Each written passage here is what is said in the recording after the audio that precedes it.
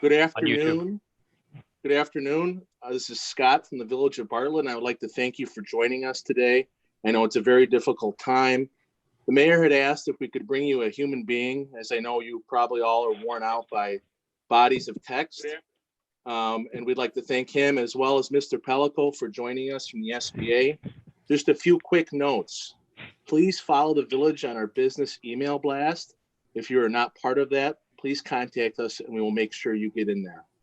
Also, please follow the Bartlett Business Assistance web page, which is a layer within the Village of Bartlett. Finally, this presentation is available online on our Business Assistance page, as well as several other materials. So you shouldn't feel pressure to take notes during this presentation in terms of the slides. They are already available online. Finally, if you need to contact any of us in the administration department, please do so. We are fully operational. We have a staff, so please feel free to call us or email us at any time. We may not have the answer to your question, but we will make sure we get the answer. So please feel free to email us, call us anytime you need to. In terms of questions, we're gonna open them up at the end. You will use the hand function to raise your hand. And for those questions that are not answered, please email us later and we will make sure you get the answer to your question. And Mr. Pellico has made himself available for specific questions relating to your business. Again, I thank you and I urge you to use us at the Village Hall as a resource. I will now kick it over to our host, Mayor Wallace. Welcome all and thank you for attending. As Scott mentioned, with so much information flying around at record speed, we wanted to see if we could slow it down a little bit, get an in-person representative from the SBA. With that, I'll introduce Donald Pellico. Donald is a business opportunity specialist with the U.S. Small Business Administration in the 8A Business Development Division. He serves the entire geographical area of Illinois. Don Pellico's duties include the business development of certified 8A clients who are located throughout the state of Illinois. He also conducts training and seminars on federal procurement matters. Don Pellico attends procurement-centered trade shows and expos to promote SBA certification programs such as 8A, SDVOB, WOSB, and HubZone. Don Pellico also assists the marketing department in promotion of SBA programs. He received his Bachelor of Science degree at Western Illinois University in Macomb, his Master of Business MBA from Illinois Benedictine University. With that, Mr. Pellico, we thank you very much for being on the call and we really appreciate your time. And I'll turn it over to Mr. Pellico. Well, thank you, Mayor. Thank you, Scott. Thank you, Sam. Thank you, Tony, and especially the tech support team there at the Village Hall. We wouldn't be able to do this without them. Thank you, guys.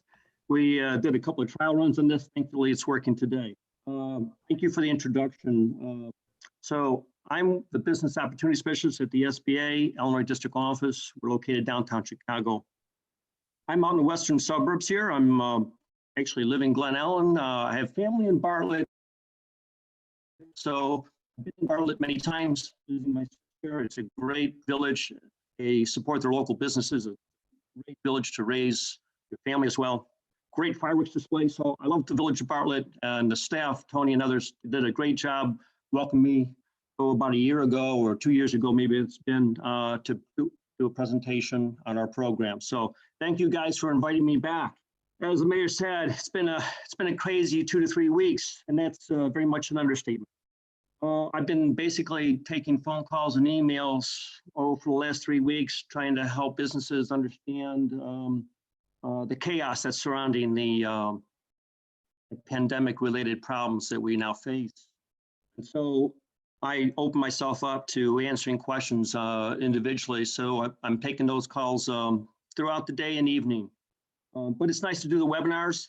But I really do, I do like to also do the one-on-one counseling with businesses because it's really to understand what's really going on with them and give them that sort of one-on-one time. Those opportunities. And so Tony will have my phone number available if somebody has a more detailed discussion they want to talk through. We can do it offline and we can give more, I think, more individualized attention. So my duties at the SBA has been pointed out. I'm really in contracting. I'm the contracting side of the agency. So I'm helping those businesses understand how to do business at the federal level, also at the state level, and even at the local level, helping them understand how to do business with the major prime contract. So I've been asked to get involved in helping small business. Our program, the one I'm going to talk about in particular, is the EIDL, Economic Injury Disaster Loan. So let me just go through the slide, and hopefully everybody can see the slides very well on their end. I won't get too much into this bullet point, but everybody remembers when Governor Pritzker declared a disaster related to the pandemic. And then at that point, we were able to get involved and provide disaster assistance. Our program in the past has been utilized for flooding. We've had some flooding issues here in the state of Illinois, so we've been working diligently on the flooding that happened in prior years. So this is the first dealing with economic injury disaster loans or something like this. And so we've been sometimes having a problem in launching the apps related to the funding and so forth. So we're working through those issues, but we're doing the best we can with a very small staff. There's a staff of 12 people here at district office. So we're spread very thin, but we're doing our best to reach out to as many people as we can and using our resource partners to help us promote the programs. So what we're going to talk about today is the Economic Injury Disaster Loan Program. It's a working capital loan program used to pay business expenses. So some people ask me, what's considered a business expense? I'm going to get into that. So if you're a small business owner, you know what your short-term, your current business expenses are, like payable and interest on short-term debt.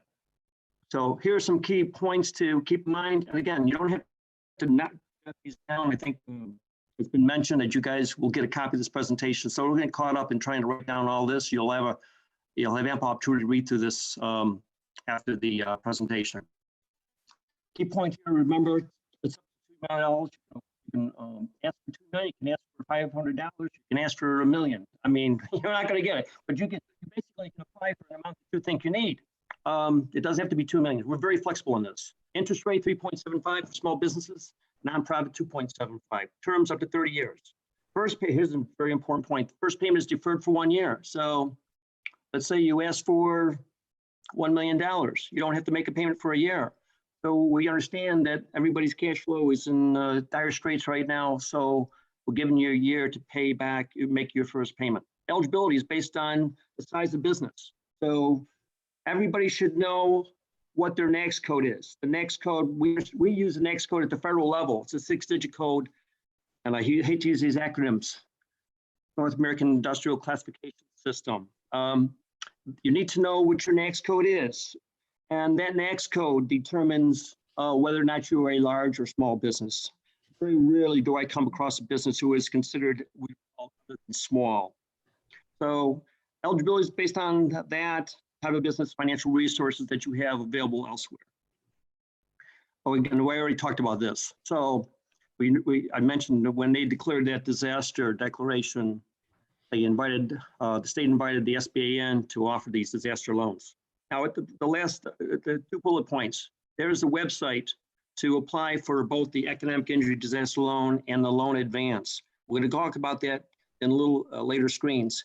The key to point, remember this, on that bullet point, you can apply for the economic injury disaster loan by itself, or you can apply for the disaster loan advance. The good news is about the advance, $10,000 grant. We call it an advance. I don't know why we just don't call it outright a grant. The other bullet point here to keep in mind, if you apply for the loan, you will receive guidance. So you apply for the loan, you'll get an application number, and then you will hear back from it at some point. Within the next 3 to 4 weeks, you'll hear back from them telling you, well, we've approved your loan, or we have some issues, we need further documentation. Keep in mind, there's separate applications. That's one thing I want you guys to go away with.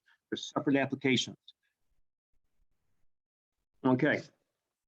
Again, let's assume for the sake of discussion today that everybody here listening is a small business. But I encourage you to go to the SBA size standards on our website. We want to know what the size standard is for your type of business. Who else is eligible? Small agricultural cooperatives, small aquaculture businesses, and most non-private organizations. So a 501c3 is eligible. 501c6 is not eligible. Okay, we get a lot of questions on that. How can I use the low funds? Okay, again, these are some of the loan proceeds that you'd be using the funds for. Payroll, accounts payable, other bills that could have been paid had the disaster not occurred. Okay. So basically, everything that's considered a short-term debt on one's balance sheet is considered eligible for loan funds. There'd be good use of proceeds. What are collateral requirements? Very important to make note of this. Loans do require collateral. If you're asking for anything above 25,000, we will take collateral, even if it's a second, third, or fourth position on assets. Could be a position, could be a second position on accounts receivable, anything else that you might have there, equipment, machinery. We'll take it if it's available. We do take real estate as collateral when it's available too. Again, second, third, or fourth position. The important thing, remember, if you have no collateral, that would not be a reason for decline. That's been a concern for many small businesses. This is the other interesting point. The EIDL, it's from our disaster loan program. So the money's coming directly from the Treasury. So many people are used to going to their lender for money. This is coming directly from the Treasury. You do not have to go to a bank. Again, there's a link to apply for the loan. There is no cost to apply. That's what makes this program so great. And all the other programs we're offering, we're going to talk about some of those others later on. There's no cost to apply. There's no obligation to take a loan if offered. And if they do offer you, let's say, $1 million, you can say, you know what? I look back at my my funding needs. I only need half that amount. So again, they're very flexible. They don't want you to take any more than you need, and certainly you don't want to take less than what you need. So you can't apply twice for this. The maximum unsecured, I told you before, is 25,000. It's basically a signature loan. Yes, you can have an existing SBA disaster loan and apply for this one. This is a unique situation. This is standalone. This is a separate from any other loan situation that you might be currently involved with. We talked about size standards before. We're not going to get into this too much. I encourage you again to go to the SBA size standard and look up, have your next code available and look up what your size standard is. But this gives you an idea in terms of what the size standard is for some of the major industries. Okay. We will, again, for sake of discussion here, we're going to assume everybody here is a small business, as our 98% of the businesses in this country are considered small, but based on this case, this is important. If you're trying to do business with the federal government, you need to know what your size standard is, because basically they will issue contracts based on your size standard. They're going to determine whether or not you're small or large. So this is more common when you're dealing with the federal government if you're pursuing contracts at the federal level. Mr. Pellico, excuse me, Mr. Pellico, you're breaking up a little bit. Can you guys hear me? Can everybody hear me? Yeah, well, they weren't going to be able to respond, but you just need to make sure you keep the same distance to whatever microphone you're using, which is your computer. Okay.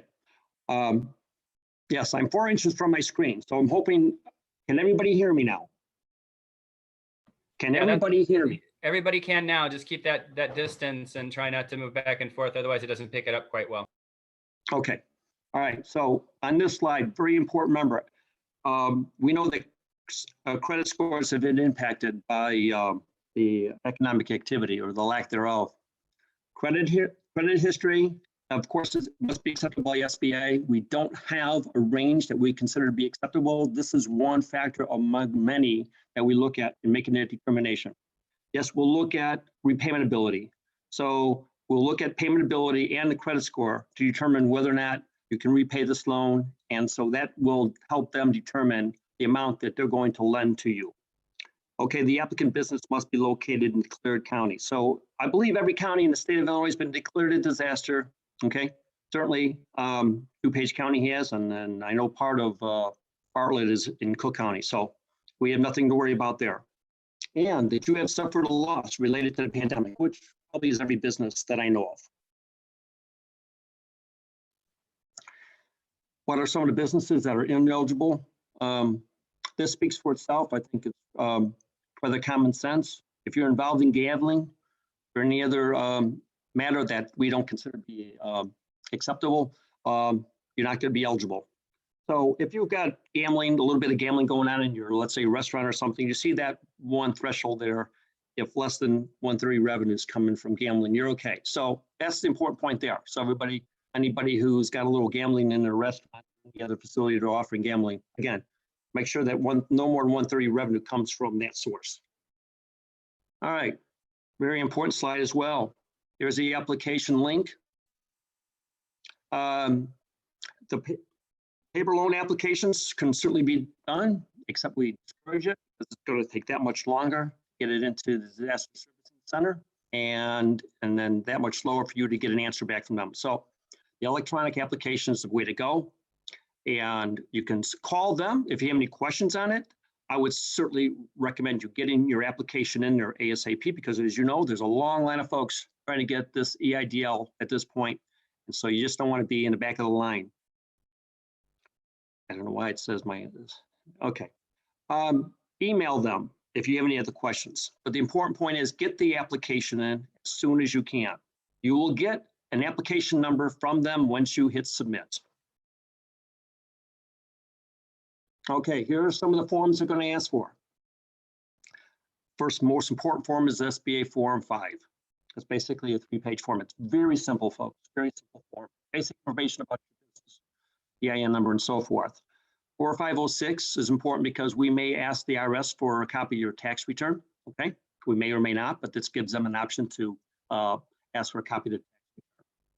And complete most recent business income tax return. So many businesses have not filed for 2019, and especially since they delayed the filing until I think July 15th. So businesses are submitting their 2018 tax return. If you do not have the business tax return filed for 2019, certainly they will ask for year-end business financials. Schedule liabilities, this is very important. This is going to help them determine what your losses are. So all these forms are important in their own way. Just make sure you do your best job in submitting them, and because all these are going to be factors in whether you're eligible and how much you're eligible for. And if they do call you or email you, they're going to say, hey, we've got this information, we may need something else. We don't know. They'll may have something else to support their decision. Other information that may be requested. Here it is again. It's important to have, again, year-end tax returns, most recent ones if possible, and year-end business financials. You can do this off financials. You can do this off your QuickBooks or any other accounting system that you use. That's really important, especially if you do not have a business tax return filed for 2019. And the other important form is the Form 1368, providing monthly sales. This is important because this is going to help them determine, again, what your losses are, and to get some more detailed information on what those losses are, and help them decide what's the amount of the loan that accurately reflects your losses. We have resource partners. For those we have resource partners, your small business development centers.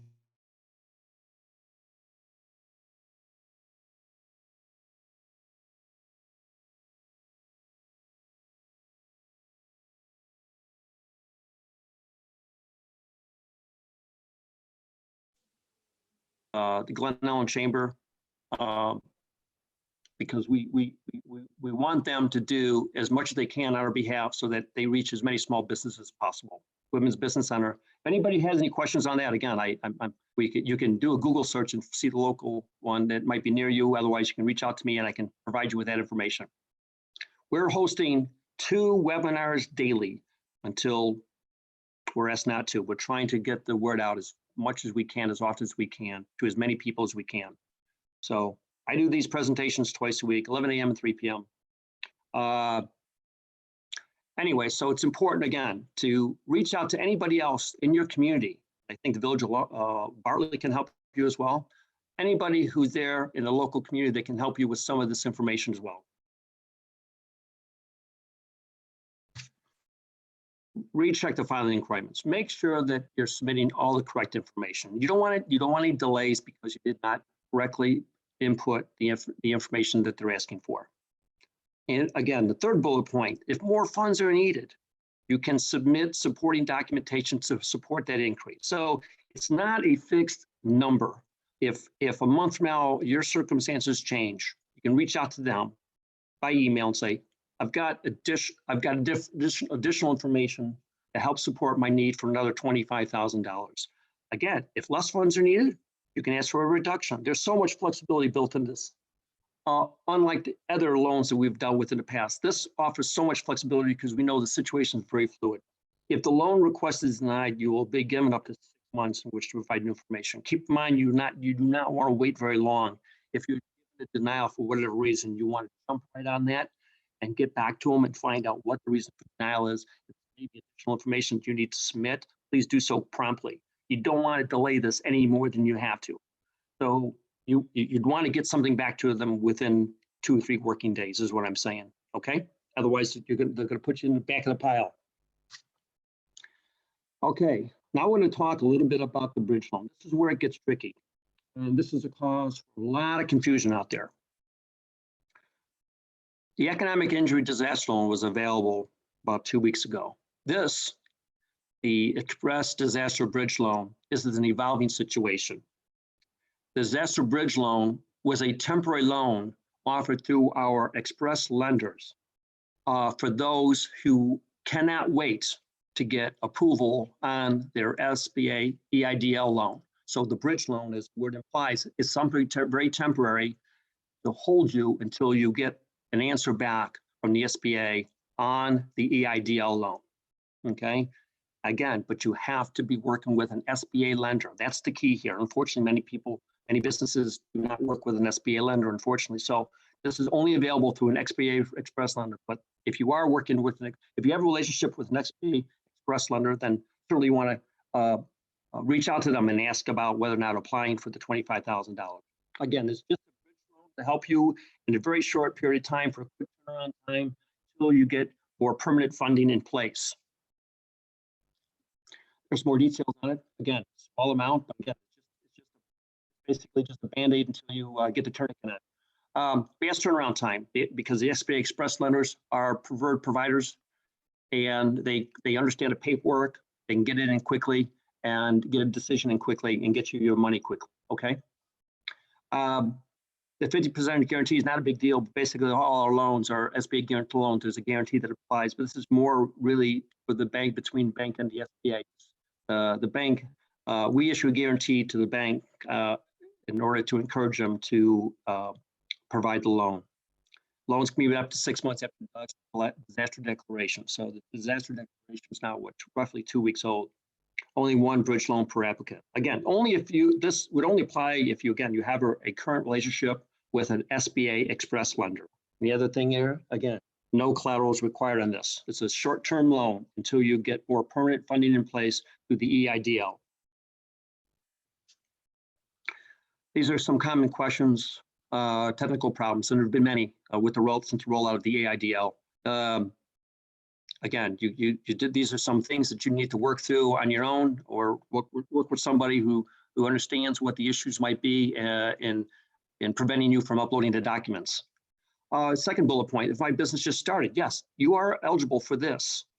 Any business who has started their business can apply for this loan.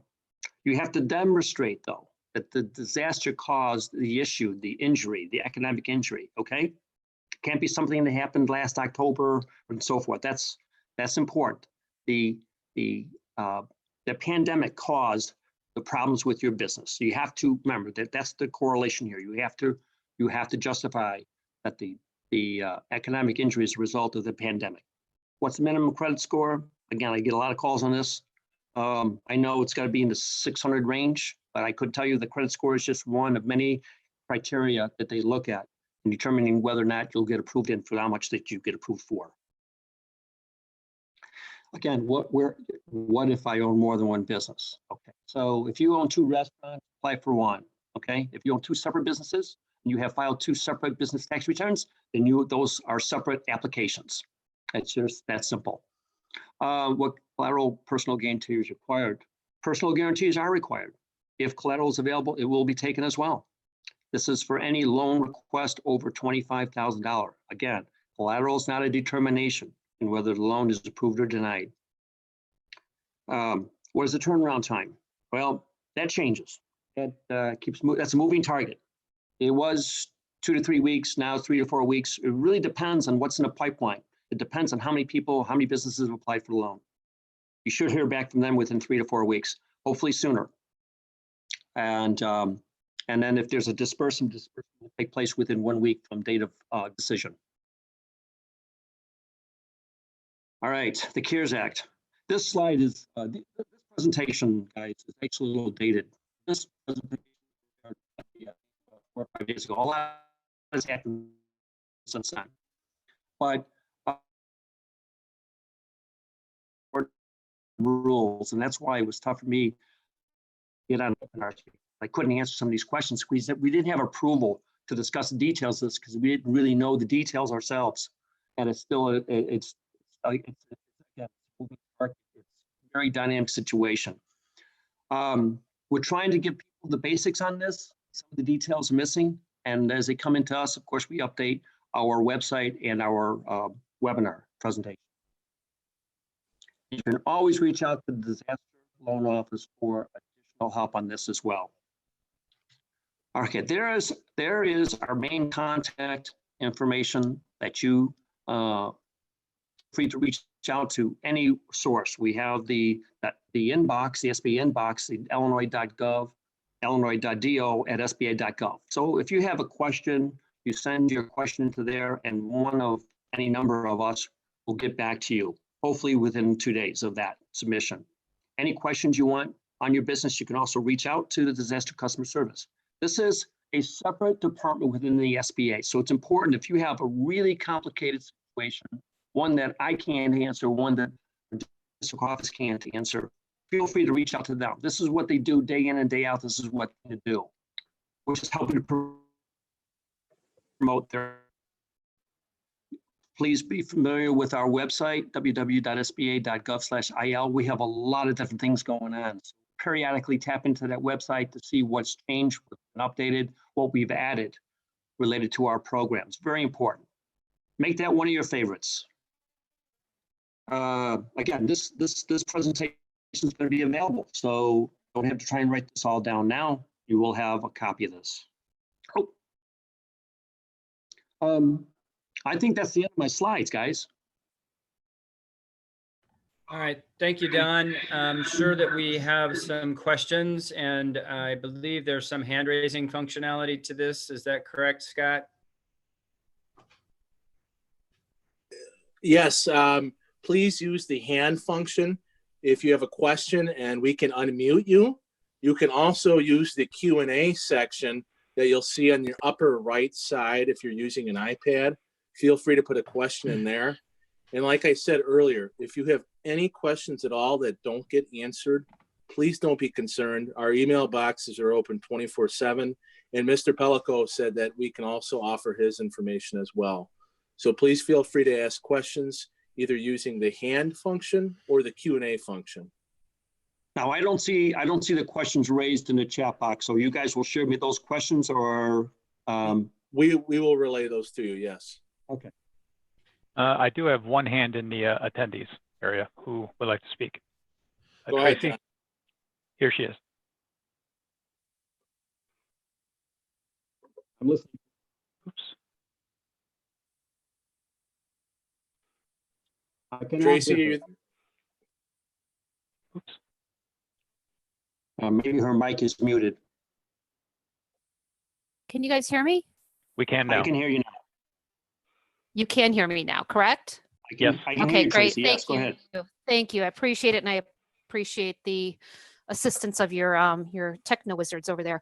Don, thanks again for making this presentation to the Bartlett business community and all of the interested parties in this. And I have the pleasure of serving on our local Economic Development Commission, and obviously preserving the integrity of our local businesses is always top of mind. I had the opportunity to be on a call earlier today with my husband, who is spinning plates for his industry.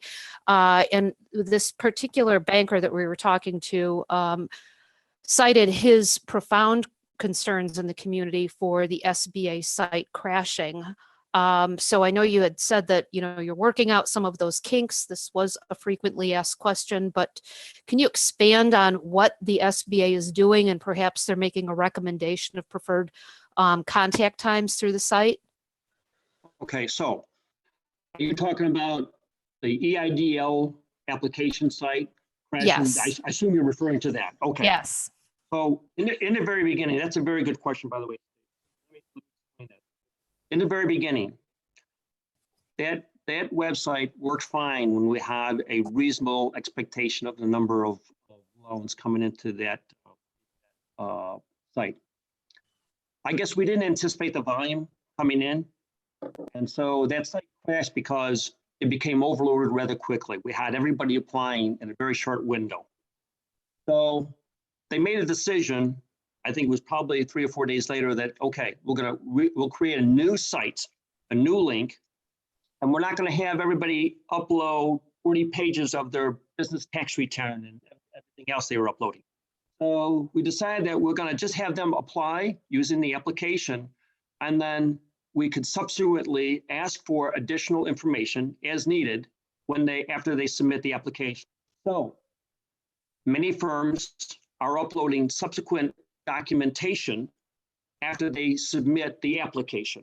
So your business tax return sometimes can be 30, 40 pages. So we're just basically asking after the loan officer gets the application, he will then reach out to the applicant and ask for the additional supporting documentation.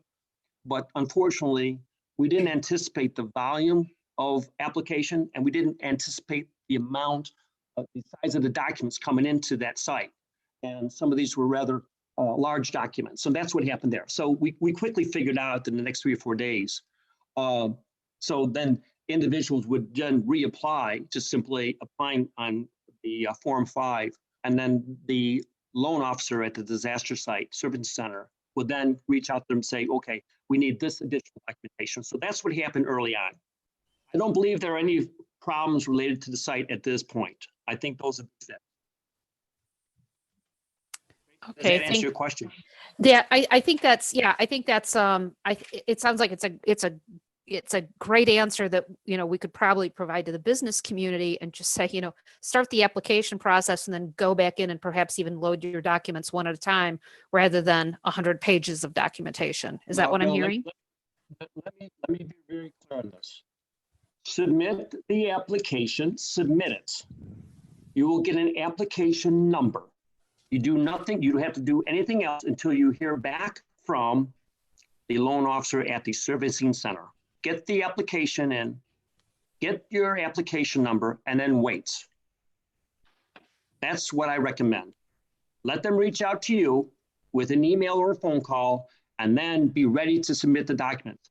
Now, let me tell everybody here on the call, always have, if possible, your supporting documentation as a PDF on your computer. So when you're in the site and they say, upload the document, you're ready to do it, instead of going off the application, off the site, looking for, trying to retrieve the document. I tell people, have the documents, necessary documents that we mentioned in the prior slides, have them available on your laptop so that you can quickly upload them, because the system will time you out if you walk away from that looking for the documentation you need to upload. That's important to everybody remember that. Have it available when you're doing the application, or when they reach out to you, because the moment they call you or email you, you're ready to submit that to them. Okay. All right. I'm glad Thank you you. brought it up. Thank you, Tracy. We do have other questions, and I'm not sure, Don, if you can see the question and answer portion of this. Are you able to see the question and answer portion? I am not. Okay, let me just read these for you. Is the $10,000 loan advance considered part of the loan amount, or is it separate? For example, if approved for a $25,000 emergency loan, is it 10K plus 15K or 10K plus 25K? Very good question. Thank you. If you apply for the EIDL, the $2 million one, the $10,000 advance is completely separate from that. Okay. They're completely separate and distinct. They're standalone applications. All right, that's pretty clear. Another question. if you receive an economic disaster loan, can you also apply for the payroll protection loan? Yes, you can. That's a very good question, by the way. So the EIDL, the advance, the PPP, and the bridge loan they're all separate and distinct funding sources. Separate applications altogether. Thank you. Next question, Stephanie, are there any resources here that conflict if someone submits for the Paycheck Protection Program? I think you just answered that. So are there any resources here that conflict? They're all separate standalone offers, I believe. Yeah, so if you apply for the EIDL and 2-3 weeks later you apply for the PPP, of course you're going to disclose that you've applied for the EIDL, but it's not going to have an impact on your funding. But you need to disclose that you've applied for the EIDL and the amount. Okay, they need to know as a loan officer where else you're getting funding. That's critical information you need to share. Yes. Okay, very good. Who are the SBA? Are they identified in our area, the SBA lenders? And if so, who are they? Okay. Are you talking about applying for the PPP? That's the question. So really, the EIDL, of course, is directly through the government. So there's no lender involved. So I assume you're referring to PPP. Okay. So the PPP is not eligible. It's not available through a number of banks, which is unfortunate because some banks aren't familiar with the PPP and they're still trying to get trained on. They're still trying to get approval from the SBA to receive the applications. I think I said to Tony earlier today a way to search for a local lender, and Tony, feel free to share that, a local lender that uses our programs. And you just put in your zip code and they'll disclose a number of lenders that in the area that they're able to accept the PPP application. Okay. Again, it's a very good question. I think let me make another point on this. More and more banks are trying to get approval to accept the PPP application, but there should be in the Village of Bartlett a number of banks that understand the program and are taking applications. This was just rolled out, if I'm not mistaken, it was just rolled out today. Yeah, good. So let me ask a question that hasn't been asked yet, Don. Someone needs some cash in a hurry. Some of them need funds in a hurry. And then second fastest way to get additional financing. Could you outline that? So A, what's the quickest way to get cash in a hurry in all of these programs? And then B, what's the second fastest? And then C, which takes the longest? All right, well, that's a loaded question there, buddy, but I'll do my best. Thank you for giving me the tough one. Okay, the quickest way to get the money is the advance, $10,000. That can be a week turnaround right there. So the advance can be a week turnaround. That's right. The $10,000 quick cash. And that's applied online. That's right. You go to the SBA disaster site, which it's shown there on the screen. You can apply for separately for the advance or the EIDL and the advance. Now the EIDL, as I mentioned, that could take 3 to 4 weeks, depending on the volume. They hire additional staff in that department to handle the increased number of applications. So the $10,000 would be the quickest way. I mentioned to you before about the bridge loan. If you have a relationship with an SBA Express lender, you'll get an answer within a week. Again, the caveat is you must have a relationship with an existing SBA Express lender. That's a quick way to get the cash. Again, that's a small amount of money as well. So you have to see who in your area is an SBA Express lender. And folks, this is Scott. I want to let you know that we will be talking to all the banks first thing Monday morning, and we'll help facilitate and put a list online in terms of which banks are equipped to handle that. And we will be checking in with them on a frequent basis to make sure we can get you that information. Let me say thank you, by the way. Was that Sam? That was Scott. Scott. I'm sorry, Scott. I mentioned SBA. I mentioned this before. SBA is not the only game in town. There's assistance available through the state, DCEO. There's assistance available at the county level, and in some municipalities there might be assistance available. I say look at all your sources for possible assistance. SBA, of course, might be the main agency, but other assistance might be available. I'm saying check everywhere. And I'm a big fan, like I said, I'm a village of the economic development people in these various towns and cities. Chambers might know of some more assistance that might be available. Check everywhere. And because I want people just thinking it's just an SBA, it's the only game in town. There are other agencies that might be offering assistance. And just reach out to, like I said, so maybe the economic development people at Choose DuPage or anywhere else in that county, or in Cook County, if that's where your business is located. So check elsewhere besides the SBA is all I'm saying. All right, Don, I don't see any additional questions. Scott, do you?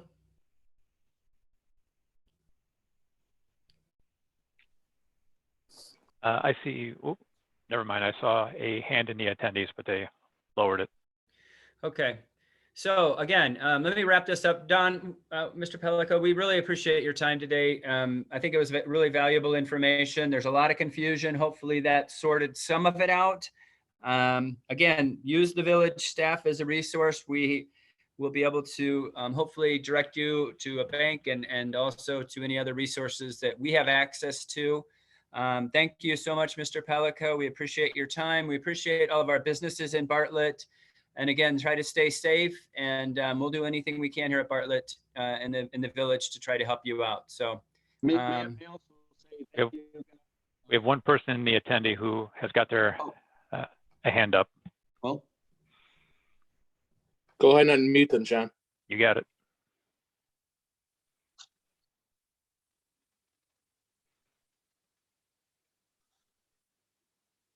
hello. hello. Okay, they are unmuted. Go ahead, speak. Yeah, my question is, from an environmental standpoint, are we going to require any additional appraisals and environmental inspections on properties that are being granted loans? That issue has not come up in any of our training. That is to say, because of the situation, they're not going to delay their decision asking for phase 1, phase 2 environmental audit at this point. It's just not possible. Time will not permit that. So unless there's a red flag there that really concerns them, no, that's not going to be an issue. That's not a factor that I'm aware of that has come up. So again, I'm not aware of any environmental issues that are delay in making and delay in them getting to a decision on this. So it's not come up in our training discussions. Oh, thank you very much. All right. And that's because time is of the essence, guys. So we've simplified this whole process because we realized every day counts, and so we've cut a lot of red tape in promoting these programs because every day is a very important day for a small business. Let me take a moment and just say I want to say thank you to the Tony and everybody else there, the technical people that helped me with this. I can't thank you guys enough for inviting me to do this presentation. I really appreciate the opportunity to help the Village of Bartlett. And I hope to be able to help more businesses in the area. An opportunity to reach out to me directly or to the SBA staff. And I want to thank you guys for putting this all together. It was a lot of work, but thank you. Thank you, Mr. Pellico. Thank you, staff. Thank you, Don. Everybody stay safe, and we'll end now, Mr. Hosteller. Have a good weekend, guys. All right, thank you. You too. Thank you. You too, Donald. Thank you.